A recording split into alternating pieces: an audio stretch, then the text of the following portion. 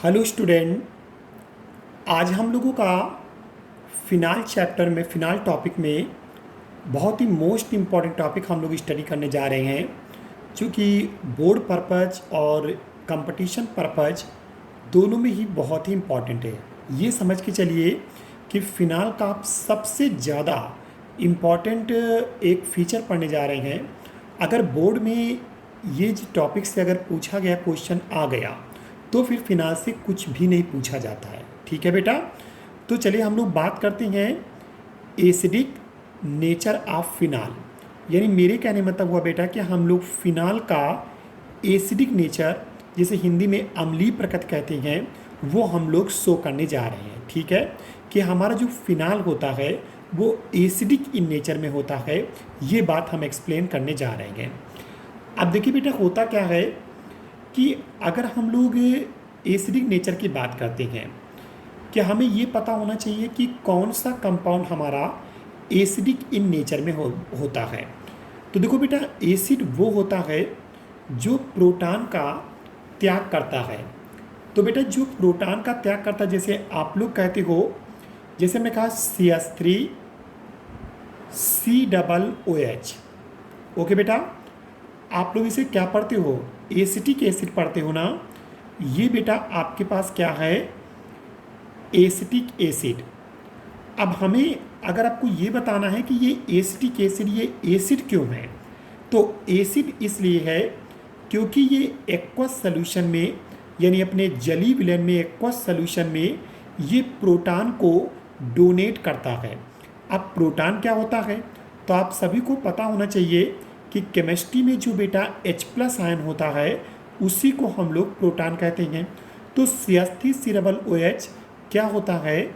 CH3 COO- और H+ बनाता है। इसी H+ को हम लोग बेटा क्या कहते हैं? प्रोटॉन। तो हम लोग ये कह रहे हैं कि जो हमारा एसिटिक एसिड है वो प्रोटॉन को डोनेट करता है। इसी पर्पज़ से ये हमारा एसिडिक इन नेचर में हो जाता है। तो मेरे कहने मतलब है कि जो कंपाउंड प्रोटॉन को डोनेट करे तो वो तुम्हारा कैसा होगा? Acidic nature. तो एसिटिक एसिड प्रोटॉन को डोनेट कर रहा है, इसलिए एसिटिक एसिड जो होगा वो तुम्हारा एसिडिक इन नेचर हो जाएगा। कैसा हो जाएगा बेटा? Acidic in nature. इसी तरीके से अगर हम लोग फिनाल की बात करते हैं तो फिनाल भी क्या करता है? प्रोटॉन को डोनेट करता है, और जिससे फिनाल भी आपका एसिडिक इन नेचर हो जाता। चलिए मैं बताता हूँ।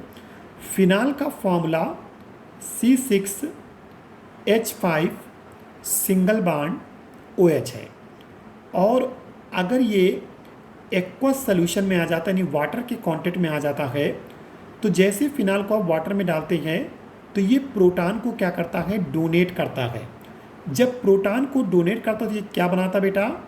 C6H5 सिंगल बॉन्ड O पर कैसा चार्ज आएगा? माइनस का चार्ज आएगा। क्यों माइनस का चार्ज आएगा? क्योंकि जब ये बॉन्ड यहाँ से ब्रेक होगा तो ये जो शेयर्ड पेयर इलेक्ट्रॉन होंगे वो इलेक्ट्रॉन कौन ले जाएगा? ऑक्सीजन। ऑक्सीजन बेटा क्यों ले जाएगा? क्योंकि ऑक्सीजन आपका ज़्यादा इलेक्ट्रोनिगेटिव होता है, इसलिए ये इलेक्ट्रॉन कौन ले जाएगा? ऑक्सीजन। और इस प्रोटॉन पर, यानी इस H पर प्लस का चार्ज आएगा। इस तरीके से ये H+ आयन को क्रिएट करेगा और C6H5O पर माइनस आएगा। तो ये जो C6H5O पर माइनस का चार्ज आया है, इसे हम लोग बेटा क्या कहते हैं? इसे हम लोग बेटा फेनॉक्साइड आयन के नेम से हम इसको जानते हैं। ओके बेटा, this is a phenoxide ion. तो एक बात याद रखना, फिनाल जो होता है वो प्रोटॉन को डोनेट करने के बाद फेनॉक्साइड आयन बनाता है। ठीक है, और ये फेनॉक्साइड आयन ही इसके एसिडिक नेचर को शो करेगा, क्योंकि आपको दिख रहा होगा यहाँ फिनाल भी आपका प्रोटॉन को डोनेट करके ये अपना एक प्रकार से निगेटिव आयन फॉर्म कर रहा है। इसलिए ये फिनाल भी आपका बेटा कैसा होगा? ये फिनाल भी आपका एसिडिक इन नेचर होगा। Acidic in nature. अब हमें इसी के एसिडिक इन नेचर को शो करना है। ठीक है बेटा, अब देखिए फिनाल जो है जिसके पास OH ग्रुप है वो H+ आयन को डोनेट कर रहा है और फिनॉक्साइड आयन बनना है। अगर इसी जगह हम एल्कोहल जो हम लोगों ने पढ़ा था ROH की हम बात करें, तो एल्कोहल भी तो आप कह सकते हो सर एल्कोहल भी क्या कर सकता है, RO पर माइनस और H पर क्या करता है, प्लस का चार्ज। तो इस तरीके से ये क्या बनाएगा बेटा, इसे हम लोग एल्कोक्साइड आयन कहेंगे। तो इस तरीके से हमारा एल्कोहल भी एसिडिक इन नेचर होना चाहिए, लेकिन ऐसा नहीं होता है। हमारा फिनाल एसिडिक नेचर का होता है, लेकिन एल्कोहल एसिडिक नेचर का नहीं होता है। तो फिर बात आती है जब दोनों में OH ग्रुप है, देखिए आप फिनाल में भी बेटा क्या है, OH ग्रुप है, और एल्कोहल में भी क्या है, OH ग्रुप है। दोनों में सेम ग्रुप है, लेकिन फिनाल एसिडिक इन नेचर होता है, लेकिन एल्कोहल एसिडिक इन नेचर नहीं होता है। ऐसा क्यों होता है, तो उसका रीज़न हम लोग समझने जा रहे हैं। तो ये क्वेश्चन बोर्ड में आता है, what is the reason phenol is acidic in nature, कि आखिरकार क्या कारण है कि फिनाल जो है वो एसिडिक इन नेचर होता है, ये चीज़ हम लोगों को समझना है। और जबकि एल्कोहल जो है वो एसिडिक इन नेचर नहीं होता है। तो देखिए हम समझाने जा रहे हैं आपको कि फिनाल एसिडिक नेचर क्यों होता है। तो सुनिए बेटा, देखिए क्या होता है कि अगर हम फिनाल की बात करें, यानी C6H5 सिंगल बॉन्ड OH की बात करें, तो यहाँ ध्यान समझना, जब फिनाल, यहाँ मैं रिवर्सिबल का साइन लगा रहा हूँ, फिनाल जो है जब ये प्रोटॉन को डोनेट करता है तो ये C6H5O पर माइनस का चार्ज और ये H प्लस बनाता है, ठीक है। और इसे हम लोग क्या कहते हैं बेटा, ये हमारे सामने क्या होता है, इसे हम लोग फिनाक्साइड आयन कहते हैं। और इस H प्लस को हम लोग क्या कहते हैं, प्रोटॉन, जो भी आपने ऊपर देखा है, ठीक है बेटा। अब देखिए होता क्या है, अगर फिनाल, देखिए फिनाल एसिडिक इन नेचर तभी हो पाएगा कि जब ये, देखो होता क्या है कि अगर फिनाल ने प्रोटॉन को डोनेट किया, अगर इसने प्रोटॉन को फिर से क्या कर लिया, एक्सेप्ट कर ली। बात समझना, अगर फिनाल ने प्रोटॉन को डोनेट किया और अगर ये फिनाक्साइड आयन फिर से प्रोटॉन को एक्सेप्ट करके अगर ये फिनाल में कन्वर्ट हो जाए, तो फिर ये एसिडिक नेचर नहीं शो कर पाएगा। इसका एसिडिक नेचर तब शो होगा कि एक बार अगर इसने प्रोटॉन को डोनेट कर दिया तो दोबारा फिर ये फिनाल में कन्वर्ट ना हो पाए।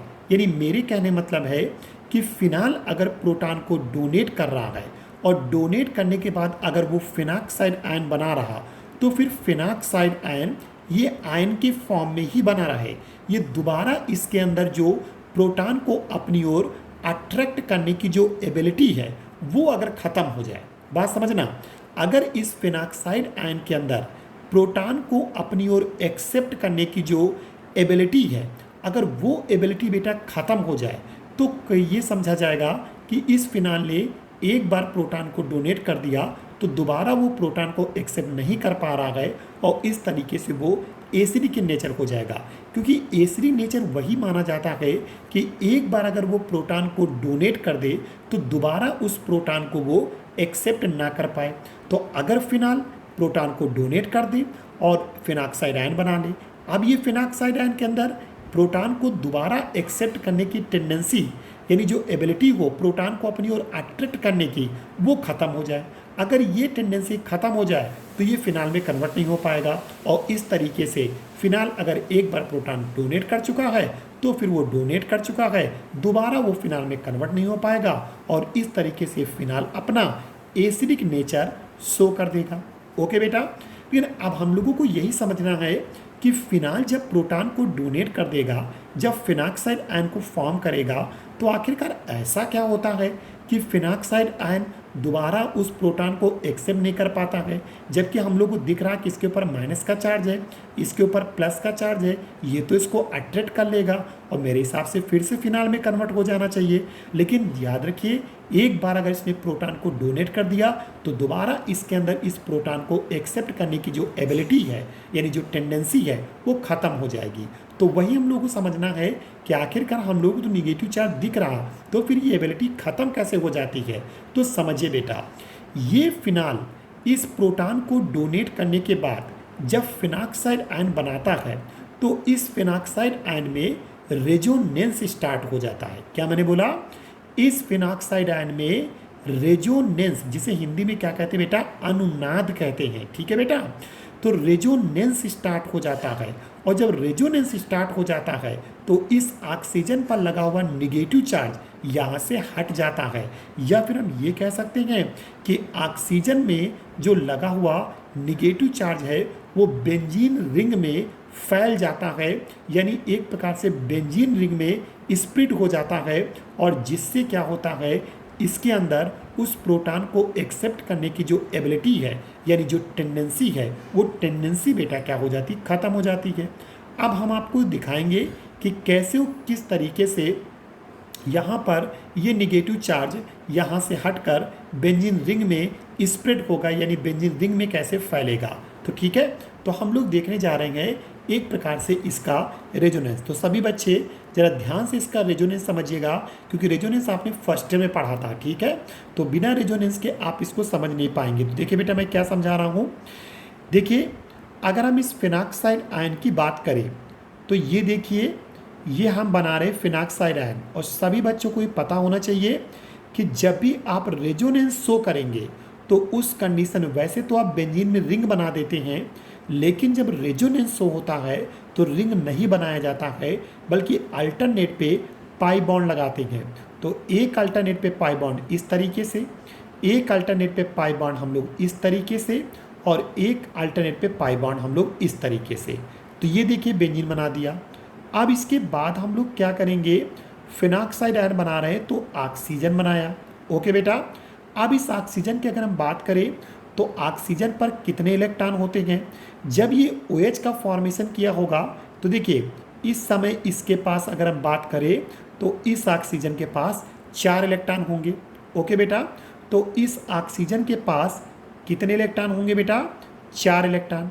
लेकिन जब इसने प्रोटॉन को हटा दिया और यहाँ से जब वो साझे के इलेक्ट्रॉन को अपनी ओर एक्सेप्ट करेगा तो उस कंडीशन में इसके पास 2 इलेक्ट्रॉन और हो जाएंगे, और ये माइनस का चार्ज हो जाएगा।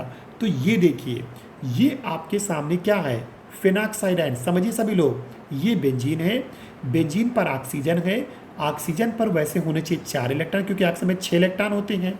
आप यहाँ पर समझिए कि जब हमने यहाँ पर C6H5 single bond O single bond H, तो समझिए ऑक्सीजन पर कितने इलेक्ट्रॉन होते हैं, आउटर मोस्ट सेल में 6 इलेक्ट्रॉन होते हैं। एक इलेक्ट्रॉन से इधर शेयरिंग की, एक इलेक्ट्रॉन से इधर शेयरिंग की। अभी इसके पास बेटा टोटल 4 इलेक्ट्रॉन क्या है, प्रेजेंट है। समझिए फिनाल के ऑक्सीजन में 4 इलेक्ट्रॉन, लेकिन बेटा जब ये बॉन्ड ब्रेक होगा तो ये इलेक्ट्रॉन कौन एक्सेप्ट करेगा, ऑक्सीजन। और जब ऑक्सीजन एक्सेप्ट करेगा तो 4 से टोटल कितने हो जाएंगे, 6। और इस तरीके से यहाँ पर ऑक्सीजन के पास आपको 6 इलेक्ट्रॉन देखने को मिलेंगे। तो ये तुम्हारे सामने कौन सा आयन बेटा बना, इसे हम लोग कहते हैं फिनॉक्साइड आयन, ओके बेटा। ध्यान से समझना, क्योंकि इसका रेजोनेंस ही सबसे ज़्यादा इंपॉर्टेंट है। कई बार पूछा जा चुका है वो resonating structure of phenoxide ion. तो इस तरीके से ये तुम्हारे सामने फिनाल में बना हुआ फिनॉक्साइड आयन का रेजोनेटिंग मतलब एक प्रकार से स्ट्रक्चर हुआ फिनॉक्साइड आयन का। अब ये रेजोनेंस होगा, देखो रेजोनेंस कब होता है, रेजोनेंस हमेशा पाई इलेक्ट्रॉन, देखो यहाँ पर पाई बॉन्ड दिख रहा, सभी बच्चों दिख रहा, अगर पाई बॉन्ड है तो फिर पाई इलेक्ट्रॉन भी होगा। तो होता क्या है, पाई इलेक्ट्रॉन और ये जो ऑक्सीजन के पास इलेक्ट्रॉन होते इन्हें कहते हैं लोन पेयर इलेक्ट्रॉन। समझिए बेटा सभी लोग, बेंजीन में ये पाई इलेक्ट्रॉन और ये जो ऑक्सीजन के पास क्या है, लोन पेयर इलेक्ट्रॉन होते हैं, इनके बीच क्या लगता है, एक रिपल्सन फोर्स लगता है, यानी एक प्रतिकर्षण लगता है। क्यों लगेगा रिपल्सन फोर्स, क्योंकि देखिए ये इलेक्ट्रॉन, ये भी पाई इलेक्ट्रॉन, तो पाई इलेक्ट्रॉन भी फ्री होते हैं मूव करने के लिए। समझिए सिग्मा इलेक्ट्रॉन फ्री नहीं होता है, लेकिन पाई इलेक्ट्रॉन फ्री होते हैं मूव करने के लिए। तो इस तरीके से ये लोन पेयर इलेक्ट्रॉन और इस पाई इलेक्ट्रॉन के बीच में एक रिपल्सन फोर्स लगेगा, और जब रिपल्सन फोर्स लगता है तभी वो रेजोनेंस स्टार्ट हो जाता है। तो देखिए जब रिपल्सन लगेगा तो रिपल्सन कैसे होगा, ये बॉन्ड टूटकर इलेक्ट्रॉन क्या होंगे, आगे की तरफ शिफ्ट होंगे। समझ रहे मेरी बात को, जब उधर से रिपल्सन लगेगा तो रिपल्सन लगने पे ये इलेक्ट्रॉन कहाँ शिफ्ट होंगे, आगे की ओर, यह मतलब ये पाई बॉन्ड ब्रेक होगा और ये इलेक्ट्रॉन इस पोजीशन पर आपके आ जाएंगे। और जब इस पोजीशन पर आएंगे तो आप समझ सकते हैं यहाँ पर प्लस का चार्ज होगा और यहाँ पर बेटा माइनस का चार्ज। एक बार मैं नीचे इसको ब्रेक करके समझा रहा हूँ, सभी स्टूडेंट इसको ध्यान से समझिएगा। देखिए, क्योंकि ब्रेकिंग जानना एक में आप समझ लेंगे तो फिर आपको अच्छे से समझ में आने लगेगा, क्योंकि जैसा एक में होगा वैसे सब में होगा। देखिए, ये बॉन्ड अपनी जगह पे, ये बॉन्ड अपनी जगह पे, और ये हम मान लेते हैं ऑक्सीजन पर टोटल 6 इलेक्ट्रॉन, 1 2 3 4 5 6। ओके बेटा, और ऑक्सीजन पर माइनस का चार्ज। अब समझना, मैंने कहा ये बॉन्ड ब्रेक होगा। जब बॉन्ड ब्रेक होगा तो इलेक्ट्रॉन कहाँ आएंगे, इस पोजीशन पे। ये लीजिए, ये 2 इलेक्ट्रॉन हमारे इस पोजीशन पर आ गए और इस पर कौन सा चार्ज आएगा, माइनस का चार्ज आएगा। और इस पोजीशन पर बेटा प्लस का चार्ज क्रिएट होगा। सभी ध्यान समझ रहे मैं क्या कह रहा हूँ। यहाँ पर माइनस का चार्ज क्यों आएगा, क्योंकि यहाँ पर इलेक्ट्रॉन आए हुए हैं तो इसलिए माइनस का चार्ज। तो यहाँ माइनस का चार्ज, तो फिर यहाँ पर क्या आएगा, प्लस का चार्ज, क्योंकि जो इलेक्ट्रॉन ले जाता है उस पर माइनस का चार्ज और जहाँ नहीं जा पाते वहाँ प्लस का चार्ज। अब जब प्लस का चार्ज होगा तो यहाँ का कार्बन इस ऑक्सीजन से इलेक्ट्रॉन मांगेगा। ठीक है, जब ऑक्सीजन से इलेक्ट्रॉन मांगेगा तो ऑक्सीजन इसको पहले क्या करेगा, एक इलेक्ट्रॉन देगा। समझे मेरी बात को। जब ऑक्सीजन इसको एक इलेक्ट्रॉन यहाँ पर इस तरह देगा तो यहाँ से एक इलेक्ट्रॉन ये क्या हो जाएगा, हट जाएगा। अब यहाँ पर एक इलेक्ट्रॉन जब आएगा तो इस पर कैसा चार्ज आएगा, माइनस का चार्ज। क्यों माइनस का चार्ज, क्योंकि ये कार्बन जो है इलेक्ट्रॉन को एक्सेप्ट कर रहा। कितने इलेक्ट्रॉन एक्सेप्ट कर रहा है, एक इलेक्ट्रॉन, तो माइनस का चार्ज। ये ऑक्सीजन देने का काम करेगा तो इस पर प्लस का चार्ज आएगा। समझ रहे सभी बच्चे। तो इस तरीके से यहाँ का प्लस का माइनस और प्लस माइनस ये दोनों बेटा क्या हो जाएंगे, आपस में कैंसिल हो जाएंगे। और जब कैंसिल हो जाएंगे तो सिचुएशन कुछ इस तरह से आपको देखने को मिलेगी। चलिए मैं और नीचे इसको बना रहा हूँ, ध्यान से समझ लीजिए सभी बच्चे कि ये दीजिए, ये इस तरीके से आपके सामने यहाँ पर ये 2 इलेक्ट्रॉन इस तरह से माइनस के चार्ज के साथ, ये बॉन्ड अपनी जगह पर, ये बॉन्ड अपनी जगह पर। और यहाँ पर अगर हम बात करें इस ऑक्सीजन की, तो ऑक्सीजन अब एक इलेक्ट्रॉन दे चुका है तो इस समय 2 2 4 और 1 5 इलेक्ट्रॉन बचेंगे और चार्ज तो हट चुका होगा और एक इलेक्ट्रॉन यहाँ बचा होगा। अब जरा गौर करो, अगर हम इस कार्बन की बात करें, यहाँ जो कार्बन होगा तो इस कार्बन की अगर हम बात करते हैं तो कार्बन में देखिए इसका ऑक्टेट कंप्लीट है कि नहीं है। देखिए 2 इलेक्ट्रॉन यहाँ से मिलेंगे, 2 इलेक्ट्रॉन होंगे ना, क्योंकि एक बॉन्ड में 2 इलेक्ट्रॉन होते हैं। 2 इलेक्ट्रॉन यहाँ से होंगे, 2 2 4, 2 इलेक्ट्रॉन यहाँ से होंगे बेटा 6, और एक इलेक्ट्रॉन जो उसने एक्सेप्ट किया 7। तो जरा गौर करो, इस कार्बन के पास सिर्फ 7 इलेक्ट्रॉन है, 2 2 4 2 6 और 1 7। और इस ऑक्सीजन की बात करें तो 2 2 4 4, देखिए बेटा 2 2 4 1 5 और 2 यहाँ से मिलेंगे तो 6 7। तो जरा समझिए, इस कार्बन के पास भी 7 इलेक्ट्रॉन है, इस ऑक्सीजन के पास भी 7 इलेक्ट्रॉन है, यानी दोनों का अभी ऑक्टेट कंप्लीट नहीं है। तो फिर दोनों एक एक इलेक्ट्रॉन की शेयरिंग कर लेंगे, तो इसका एक इलेक्ट्रॉन और इसका एक इलेक्ट्रॉन इस तरह से शेयरिंग करके डबल बॉन्ड को फॉर्म करेगा। तो अब आप समझ गए होंगे, जब यहाँ पर इस तरह से डबल बॉन्ड फॉर्म होगा तो ऑक्सीजन के पास इस समय केवल 4 इलेक्ट्रॉन बचेंगे। ओके बेटा, तो इसका मतलब तो यही हुआ कि ये बॉन्ड टूटकर क्या करेगा, इलेक्ट्रॉन फॉर्म करेगा, और यहाँ के जो लोन पेयर इलेक्ट्रॉन 2 इलेक्ट्रॉन वो आगे चलकर क्या करेंगे, बॉन्ड को फॉर्म करेंगे। जैसे देखिए यहाँ पर तो पहले कितने थे, 6 इलेक्ट्रॉन, और बचेंगे कितने, 4 इलेक्ट्रॉन, क्योंकि 2 इलेक्ट्रॉन ने एक बॉन्ड को बेटा क्या कर दिया है, फॉर्म कर दिया है। तो इस तरह से रेजोनेंस और दिख रहा होगा, इसे कहते हैं रिपल्सन। एक आगे भाग रहा है और एक पीछे जैसे दौड़ा रहा है, तो इसी सिचुएशन को क्या कहते हैं, हम लोग रिपल्सन के नेम से हम इसको जानते हैं। तो सभी बच्चों को ये रेजोनेंस शायद मेरे हिसाब से समझ में आ गया होगा। अब ये जब अगला स्ट्रक्चर बनेगा, ये देखिए रेजोनेंस के लिए इस तरह से ये एरो आगे पीछे बनाते हैं। तो अब ये कंडीशन यहाँ पर क्या क्रिएट हुई होगी, सभी बच्चे ध्यान से देखें इधर।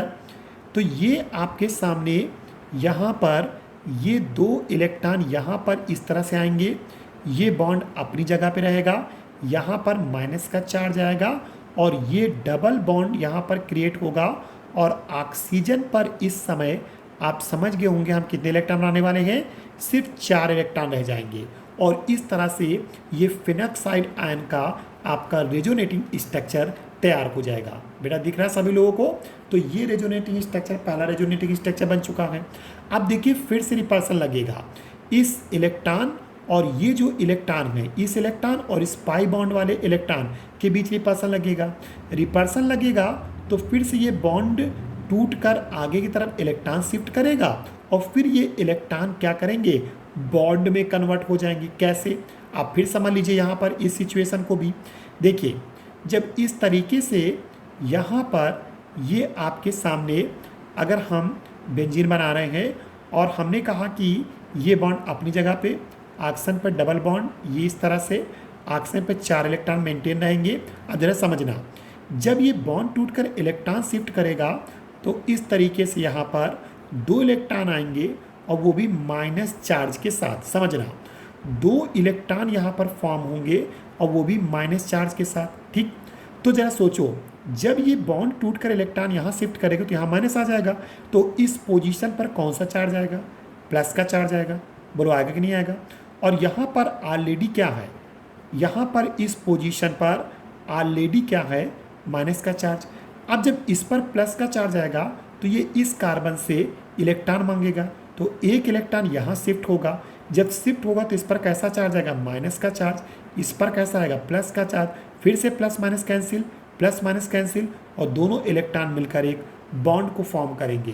तो इस तरीके से आपने देखा कि ये बॉन्ड टूटकर इलेक्ट्रॉन में कन्वर्ट हो जाएगा और ये समझिए इलेक्ट्रॉन कन्वर्ट टूटकर बॉन्ड में। तो अगला जो रेजोनेटिंग स्ट्रक्चर आपके सामने बनने जा रहा है, तो ये रेजोनेटिंग स्ट्रक्चर आपके सामने इस तरीके से फॉर्म होगा। देखिए सभी लोग, ये यहाँ पर क्या होगा, इलेक्ट्रॉन यहाँ पर आ जाएंगे। ओके, यहाँ पर एक बॉन्ड फॉर्म हो जाएगा, यहाँ एक बॉन्ड हो जाएगा और ये डबल बॉन्ड के साथ ऑक्सीजन होगा और जिसके पास कितने इलेक्ट्रॉन होंगे बेटा, 4 इलेक्ट्रॉन यहाँ पर इस तरह से मौजूद होंगे। ओके बेटा, तो देखिए ये अगला रेजोनेटिंग स्ट्रक्चर हो गया। फिर से इसमें रेजोनेंस होगा, फिर से रिपल्सन लगेगा। तो देखिए ये क्या होगा, इस तरीके से ये बॉन्ड शिफ्ट होगा इलेक्ट्रॉन में और ये इलेक्ट्रॉन शिफ्ट हो जाएगा बॉन्ड में। तो जब देखिए अगला जो रेजोनेटिंग स्ट्रक्चर आपके सामने बनने जा रहा है, तो ये देखिए इस तरीके से अगला रेजोनेटिंग स्ट्रक्चर आपके सामने ये फॉर्म हो जाएगा। देखिए बेटा, ये बॉन्ड अपनी जगह पे, अब देखिए ये बॉन्ड टूटकर इलेक्ट्रॉन में शिफ्ट होगा, तो ये देखिए ये इलेक्ट्रॉन शिफ्ट होगा माइनस चार्ज के साथ और ये इलेक्ट्रॉन क्या करेंगे, प्लस माइनस के थ्रू अपना बॉन्ड फॉर्म करेंगे। इस डबल बॉन्ड के साथ ऑक्सीजन अटैच होगा और जिसके पास ये 4 इलेक्ट्रॉन मेंटेन रहेंगे। ओके बेटा, तो इस तरीके से आप देखिए ये हमारे सामने फिनॉक्साइड आयन का रेजोनेटिंग स्ट्रक्चर बनके तैयार हो गए। जैसे देखते हैं, समझिए ये फिनॉक्साइड आयन के कौन से स्ट्रक्चर हैं बेटा, रेजोनेटिंग स्ट्रक्चर हैं 1 2 3 4। ठीक है, अब जरा आप समझिए कि देखिए ऑक्सीजन पर क्या था, निगेटिव चार्ज, लेकिन ये निगेटिव चार्ज इस रेजोनेंस के थ्रू आप देख रहे हैं कि बेंजीन रिंग में क्या कर गया, एक प्रकार से फैल गया। एक इस पोजीशन पे आया जिसे हम लोग आर्थो कहते हैं, एक इस पोजीशन पे आया जिसे हम लोग पैरा कहते हैं, फिर से कहा गया आर्थो में। जरा फिर से इस चीज़ को गौर करिए, ये बहुत ही इंपॉर्टेंट चीज़ हम आपको बता रहे हैं कि ऑक्सीजन का जो निगेटिव चार्ज था वो रेजोनेंस के द्वारा बेंजीन रिंग में क्या कर गया, फैल गया। लेकिन बेंजीन रिंग में कहाँ कहाँ गया, आर्थो पे, पैरा पे, आर्थो पे, कहीं मेटा पे। जरा समझिए ये पोजीशन क्या होती है बेंजीन की, मेटा। ये मेटा होती हो बेटा, ये वाली भी क्या होती, मेटा। तो ये दोनों मेटा पोजीशन पे कहीं पर भी इलेक्ट्रॉन की डेंसिटी नहीं आई है। तो इसका मतलब अगर आपसे कोई पूछता है कि जब फिनॉक्साइड आयन में रेजोनेंस होता है तो इलेक्ट्रॉन की डेंसिटी कहाँ पर बढ़ती है, तो याद रखना इलेक्ट्रॉन की जो डेंसिटी बढ़ती है वो सिर्फ आर्थो और पैरा पोजीशन पे, मेटा पोजीशन पे इलेक्ट्रॉन की कोई डेंसिटी नहीं बढ़ती है। ये बात याद रखना कि इलेक्ट्रॉन डेंसिटी कहाँ इंक्रीज होती है, केवल आर्थो और पैरा जहाँ दिख रहा होगा। देखिए बेंजीन रिंग में जहाँ जहाँ मैंने माइनस का चार्ज लगा रखा है, ये समझिए वहाँ पर इलेक्ट्रॉन की जो डेंसिटी है, यानी इलेक्ट्रॉन का जो घनत्व है वो क्या कर चुका है, बढ़ा हुआ है। तो देखिए एक इस आर्थो पोजीशन पे, एक इस पैरा पोजीशन पे और एक इस आर्थो पोजीशन पे। तो इस तरीके से इलेक्ट्रॉन की डेंसिटी आपको आर्थो पैरा पोजीशन पे बढ़ेगी, मेटा पोजीशन पे कोई इलेक्ट्रॉन की डेंसिटी यहाँ पर नहीं आ पा रही है। ठीक, एक तो ये पॉइंट आपको अपने माइंड में रखना है। दूसरी चीज़ आपने देख ही लिया है कि जो ऑक्सीजन पर निगेटिव चार्ज था वो हट चुका है, बेंजीन रिंग पर इस तरह से घूमता रहता है और इसे जानते हो क्या कहते हैं, इसे निगेटिव चार्ज का डीलोकलाइजेशन कहते हैं। फिर समझिए कि जब इस फेनॉक्साइड आयन में रेजोनेंस हुआ तो ये जो निगेटिव चार्ज हुआ था वो बेंजीन रिंग में क्या हो गया, डीलोकलाइज हो गया। समझिए क्या हो गया, डीलोकलाइजेशन हो रहा है। इसे निगेटिव चार्ज का डीलोकलाइजेशन कहते हैं। और जब निगेटिव चार्ज का इस तरीके से डीलोकलाइजेशन होता है तो ऑक्सीजन पर लगा हुआ निगेटिव चार्ज हट जाता है, और जब ऑक्सीजन पर निगेटिव चार्ज हट जाएगा तो इसके अंदर इस प्रोटॉन को एक्सेप्ट करने की, यानी एक प्रकार से इसको अपनी ओर अट्रैक्ट करने की जो एबिलिटी होती है, जो टेंडेंसी होती है, वो टेंडेंसी भी बेटा क्या हो जाती है, ख़त्म हो जाती है। और इस कारणवश आपका फिनाल एक बार जब प्रोटॉन को डोनेट कर देता है तो दोबारा उस प्रोटॉन को एक्सेप्ट नहीं कर पाता है और फिनॉक्साइड आयन अपने फिनॉक्साइड आयन में ही बना रहता है, और इस प्रकार से वो अपना एसिडिक नेचर क्या करता है, शो कर पाता है। ओके बेटा, तो आप समझ गए होंगे कि फिनाल एसिडिक नेचर क्यों होता है। तो याद रखना कि फिनाल एसिडिक नेचर इसलिए होता है क्योंकि ये प्रोटॉन को डोनेट करने पर जो फिनॉक्साइड आयन बनाता है वो फिनॉक्साइड आयन रेजोनेंस के कारण इसका जो निगेटिव चार्ज है वो बेंजीन रिंग पर क्या करता है, स्प्लिट हो जाता है, यानी फैल जाता है, या कह सकते हैं कि जो निगेटिव चार्ज वो बेंजीन रिंग पर डीलोकलाइज हो जाता है। और ये इस डीलोकलाइजेशन से ही आपका हमारा जो फिनॉक्साइड आयन होता है वो फिनॉक्साइड आयन में ही बना रहता है, यानी फिनॉक्साइड आयन के फॉर्म में ही स्टेबल हो जाता है। बात समझ गए। और जब फिनॉक्साइड आयन के फॉर्म में ही स्टेबल हो जाता है, दोबारा इसके अंदर फिर प्रोटॉन को एक्सेप्ट करने की, यानी अट्रैक्ट करने की जो एबिलिटी होती है वो नहीं आ पाती है, जिससे वो दोबारा फिनाल में कन्वर्ट नहीं हो पाता है। तो इस तरह से फिनाल अपना एसिडिक नेचर शो कर पाता है क्योंकि वो फिनॉक्साइड आयन का निर्माण करता है। तो कभी भी ऑब्जेक्टिव टाइप क्वेश्चन में आ जाता है कि what is the reason the phenol is acidic in nature, तो आप कह सकते हैं due to formation of stable phenoxide ion. क्या मैंने बोला, due to formation of stable phenoxide ion. यहाँ पर जो फिनॉक्साइड आयन बनता है वो स्टेबल बनता है, अनस्टेबल नहीं होता है, क्योंकि एक बार फिनॉक्साइड बन गया तो दोबारा फिर वो प्रोटॉन को एक्सेप्ट नहीं कर पाएगा, और इस प्रकार से जब एक्सेप्ट नहीं कर पाएगा तो फिनाल में कन्वर्ट नहीं हो पाएगा, तो फिनाल आपका एसिडिक नेचर क्या करेगा, शो करेगा। तो ये इस तरीके से होता है फिनाल का एसिडिक नेचर। ओके बेटा, अभी इसका रिटर्न वर्क मैं आपको भेजूंगा, फिलहाल आप इसको देख लीजिए, ठीक है बेटा। तो ये होता फिनाल का एसिडिक नेचर। और दूसरी बात ये भी बता दें, जैसे आप कहें एल्कोहल सर क्यों नहीं होता है, तो देखो एल्कोहल में अगर ऑक्सीजन पर निगेटिव चार्ज होता है लेकिन यहाँ पर कोई पाई इलेक्ट्रॉन नहीं है, और जब पाई इलेक्ट्रॉन नहीं है तो यहाँ रेजोनेंस नहीं होता है, और जब रेजोनेंस नहीं होता है तो ऑक्सीजन पर निगेटिव चार्ज बना रहता है, जिससे ये दोबारा फिर से इस प्रोटॉन को क्या कर लेता है, एक्सेप्ट करके, और ये फिर से अपने एल्कोहल में कन्वर्ट हो जाता है। इसीलिए आपका एल्कोहल एसिडिक नेचर को नहीं शो कर पाता है। तो phenol acidic nature but alcohol do not show acidic nature. Okay बेटा, तो इस तरीके से फिनाल आपका एसिडिक नेचर शो करता है। तो मेरे हिसाब से आपको समझ में आ गया होगा। बहुत ही ध्यान से इस वीडियो को समझना, इस वीडियो को कम से कम 2 बार जरूर देखना, तभी आपको समझ में आएगा कंप्लीटली। बात समझ गए, अदरवाइज आप समझ नहीं पाएंगे। और ये सारी चीज़ें जो मैंने आपको डीलोकलाइज करके बताई हैं कि किस तरह से प्लस माइनस आता है, इसे एक बार जरूर रिमाइंड करना। ओके बेटा, तो ये होता है एसिडिक नेचर ऑफ फिनाल। ठीक है, अभी रिटर्न वर्क मैंने बोला कि भेजा जाएगा। अब हम लोग इसी में नेक्स्ट टॉपिक हम लोग स्टडी करेंगे कि फिनाल, ये तो हम लोग को पता हो गया कि फिनाल बेटा एसिडिक इन नेचर होता है। अब हम लोग को ये चीज़ देखनी है कि फिनाल का एसिडिक नेचर क्या और अधिक बढ़ाया जा सकता है या घटाया जा सकता है?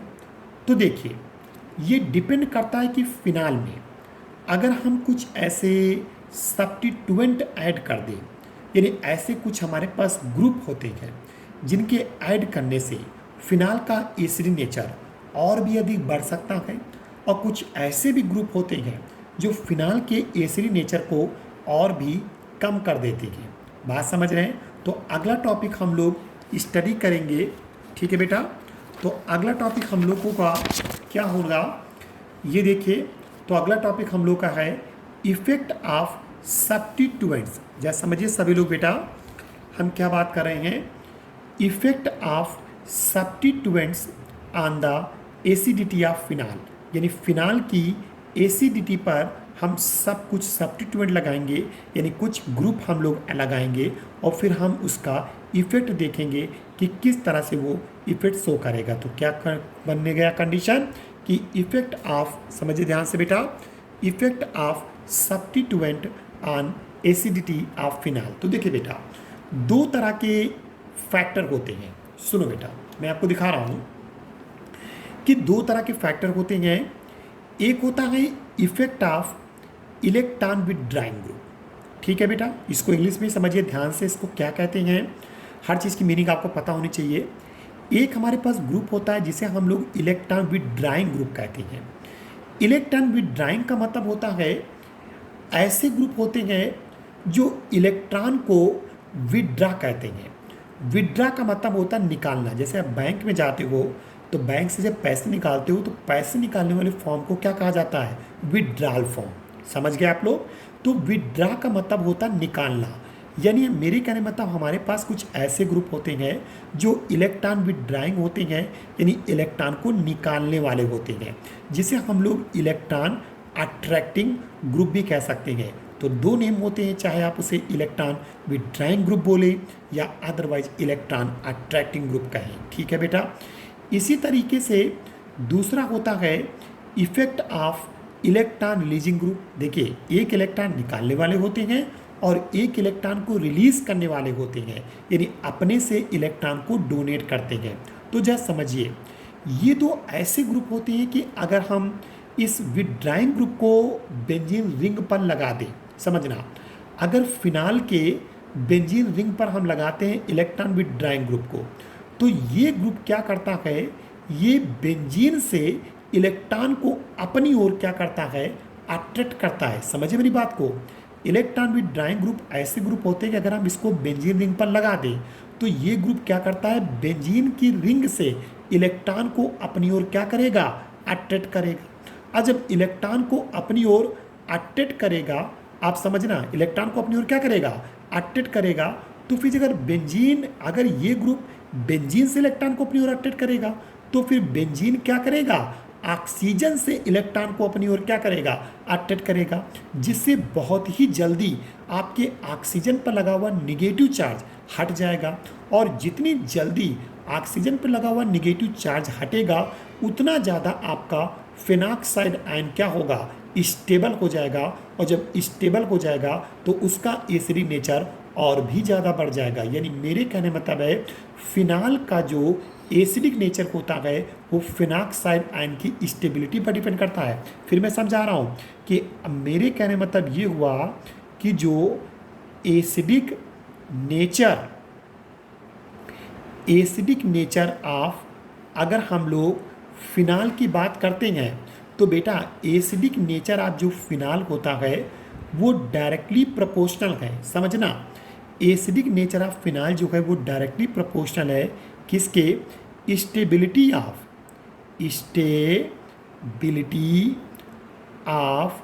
Phenoxide ion.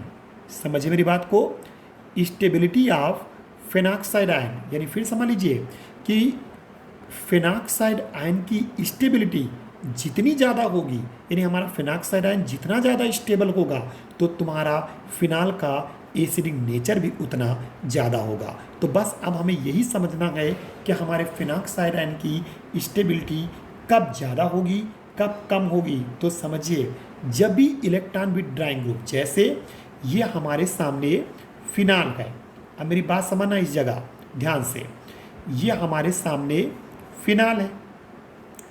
ठीक है बेटा, अब हमारे सामने फिनाल है, फिनाल पर हमने क्या मतलब बेंजीन पर OH लगा दिया।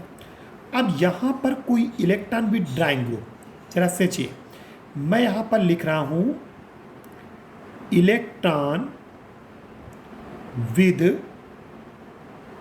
Drawing group. समझ गए सभी लोग कि मैंने यहाँ पर ये फिनाल बनाया और इस पे हमने इलेक्ट्रॉन विद ड्राइंग ग्रुप को लगाया। अब मैंने एरो नीचे की तरफ क्यों लगाया, उसका बेसिक रीजन है, एरो क्या इंडिकेट कर रहा है कि ये वो ग्रुप है जो बेंजीन से इलेक्ट्रॉन को अपनी ओर अट्रैक्ट करेंगे। आप समझना, जब ये electron with drawing group benzene से इलेक्ट्रॉन को अपनी ओर क्या करेगा, अट्रैक्ट करेगा, तो बेंजीन क्या करेगा, इस एक प्रकार से ऑक्सीजन से इलेक्ट्रॉन को अपनी ओर क्या करेगा, अट्रैक्ट करेगा। अगर यहाँ से H हट जाए तो यहाँ पर ऑक्सीजन पे माइनस का चार्ज आएगा। तो जब ये ग्रुप बेंजीन से इलेक्ट्रॉन को अट्रैक्ट करेगा, बेंजीन ऑक्सीजन से इलेक्ट्रॉन को अट्रैक्ट करेगा और आपका फिनॉक्साइड आयन उतनी जल्दी क्या होगा, स्टेबल हो जाएगा। और फिनॉक्साइड आयन जितनी जल्दी स्टेबल हो जाएगा, समझो उतना ज़्यादा आपका फिनाल का एसिडिक नेचर उतना ही क्या होगा, ज़्यादा होगा। तो हमेशा याद रखिए, इलेक्ट्रॉन विद ड्राइंग ग्रुप जो होते हैं वो फिनाल के एसिडिक नेचर को क्या करते हैं, बढ़ाते हैं। बात समझ रहे हैं, फिनाल के एसिड नेचर बढ़ाते। फिर समझ लीजिए कि इलेक्ट्रॉन विद ड्राइंग ग्रुप अब कौन कौन से होते हैं, ये भी बता दें आपको। जैसे आपके पास NO2 ग्रुप है, दूसरा आपके पास हाइड्रोजन ग्रुप है, तीसरा आपके पास साइनाइड ग्रुप है, चौथा आपके पास COOH ग्रुप है। तो जरा समझिए, NO2 ग्रुप है, हाइड्रोजन ग्रुप है, साइनाइड ग्रुप है और ये COOH, ये कुछ ऐसे ग्रुप हैं, nitro group, hydrogen, cyanide, COOH, जो इलेक्ट्रॉनों को अट्रैक्ट करते हैं, यानी इनके अंदर इलेक्ट्रॉनों को अपनी ओर अट्रैक्ट करने की टेंडेंसी पाई जाती है। और ये इलेक्ट्रॉनों को जब अपनी ओर अट्रैक्ट करते हैं तो इन्हें हम लोग इलेक्ट्रॉन विद ड्राइंग ग्रुप कहते हैं। इनमें से किसी भी ग्रुप को आप जब भी इस फिनाल के बेंजीन रिंग पर लगाएंगे कहीं पर भी, तो ये इलेक्ट्रॉनों को बेंजीन से खींचते हैं, यानी बेंजीन पर इलेक्ट्रॉन की डेंसिटी को कम कर देते हैं। और जब उसकी इलेक्ट्रॉन डेंसिटी को कम कर देते हैं तो फिर बेंजीन क्या करता है, ऑक्सीजन से इलेक्ट्रॉनों को अपनी ओर अट्रैक्ट करता है और जिससे क्या होता है, ये आपका, फिर आप ऐसे भी समझ सकते हैं कि जब ऑक्सीजन से इलेक्ट्रॉन ये घसीटेगा तो उस कंडीशन में ऑक्सीजन OH के जो OH जो बॉन्ड होगा वो बहुत जल्दी ब्रेक होगा और तुरंत फिनाल H+ आयन को डोनेट करेगा। और जितनी जल्दी फिनाल H+ आयन को डोनेट करेगा उतना अच्छा वो एसिडिक इन नेचर का बन जाएगा। आप समझ गए होंगे कि भाई, समझ रहे होंगे कि भाई इलेक्ट्रॉन विद ड्राइंग ग्रुप ने इलेक्ट्रॉन घसीटा, बेंजीन ने क्या किया, ऑक्सीजन से इलेक्ट्रॉन घसीटा, तो ऑक्सीजन उस इलेक्ट्रॉन की कमी को पूरा करने के लिए अपना जो OH बॉन्ड होगा उस बॉन्ड को ब्रेक करेगा और ब्रेक करेगा तो जितनी जल्दी ये बॉन्ड ब्रेक होगा उतनी जल्दी ये H+ आयन हटेगा और उतनी जल्दी आपका एक प्रकार से फिनाल एसिडिक इन नेचर में आ जाएगा। ठीक है, तो इस तरीके से हमारा जो फिनॉक्साइड आयन स्टेबल जितने होगा तो इलेक्ट्रॉन जो विड्राइंग ग्रुप होते हैं वो फिनॉक्साइड आयन को बहुत जल्दी स्टेबल कर देते हैं और जितना ज़्यादा स्टेबल होगा उतना ज़्यादा फिनाल आपका एसिडिक इन नेचर होगा। अभी इसके विषय में और भी डिस्कशन किया जाएगा, अभी तो हम ओरल ऐसे बता रहे हैं। और इसी तरह से अगर हम इलेक्ट्रॉन रिलीजिंग ग्रुप की बात करें, ये देखो, ये हमारे सामने क्या है बेटा, ये हमारे सामने फिनाल है और इस तरीके से OH है। और ये देखिए, इस बार एरो मैंने अंदर की तरफ बनाया और इसे हम लोग क्या कहेंगे, यहाँ पर क्या लगा रहे हैं, यहाँ पर इलेक्ट्रॉन रिलीजिंग की बात कर रहे हैं।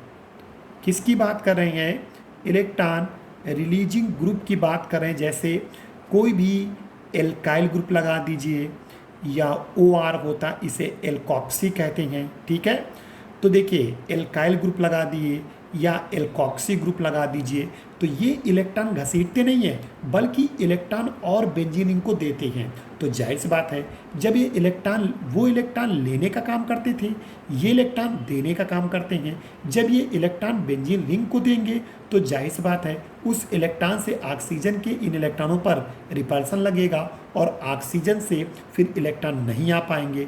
तो ऑक्सीजन पर इलेक्ट्रॉन की डेंसिटी बनी रहेगी, जिससे इस OH बॉन्ड की जो ब्रेकिंग होगी वो कम हो जाएगी। और जब ब्रेकिंग कम हो जाएगी तो ये प्रोटॉन को देर में एक्सेप्ट एक प्रकार से डोनेट करेगा और तुरंत इसका एसिडी नेचर क्या हो जाएगा, कम। बात समझ गए? तो मेरे कहने मतलब ये हुआ कि जब जब आप इलेक्ट्रॉन विड्रॉइंग ग्रुप लगाओगे, ये बेंजीन रिंग से इलेक्ट्रॉन को अपनी ओर अट्रैक्ट करेंगे। जब बेंजीन में इलेक्ट्रॉन की कमी हो जाएगी तो ऑक्सीजन से इलेक्ट्रॉन को एक्सेप्ट करेंगे, उतनी जल्दी OH बॉन्ड आपका ब्रेक होगा, और ब्रेक होगा तो उस कंडीशन में ये एसिडी नेचर शो कर देगा। दूसरी बात, जब इलेक्ट्रॉन को एक्सेप्ट करेगा तो आपका फिनॉक्साइड आयन पर जो निगेटिव चार्ज है उतनी जल्दी हटेगा, और हटेगा तो स्टेबल हो जाएगा। तो जितनी जल्दी फिनॉक्साइड स्टेबल होगा उतनी जल्दी फिनाल आपका एसिडी, मतलब उतना ज़्यादा फिनाल आपका एसिडी नेचर का होगा। वहीं पर आप इलेक्ट्रॉन रिलीजिंग ग्रुप अगर आप लगाते हो तो उस कंडीशन में ये इलेक्ट्रॉन को बेंजीन को देगा, और जब बेंजीन को इलेक्ट्रॉन देगा तो बेंजीन क्या करेगा, एक प्रकार से ऑक्सीजन के जो इलेक्ट्रॉन होगी या ऑक्सीजन पर जो इलेक्ट्रॉन की डेंसिटी उसको नहीं अट्रैक्ट कर पाएगा, जिससे ऑक्सीजन पर इलेक्ट्रॉन की डेंसिटी बनी रहेगी, मेंटेन रहेगी, और जिससे OH जो क्लीवेज है यानी OH बॉन्ड की जो ब्रेकिंग है वो वीक हो जाएगी, और उस कंडीशन में वो सही से प्रोटॉन को डोनेट नहीं कर पाएगा और इसका एसिडी नेचर कम हो जाएगा। तो electron withdrawing group ACD nature को बढ़ाते हैं, जबकि electron releasing group ACD nature को घटाते हैं। ठीक है, अब हम लोग नेक्स्ट वीडियो में इस सारे टॉपिक को स्टडी करेंगे। ओके बेटा, thank you very much watching for this video.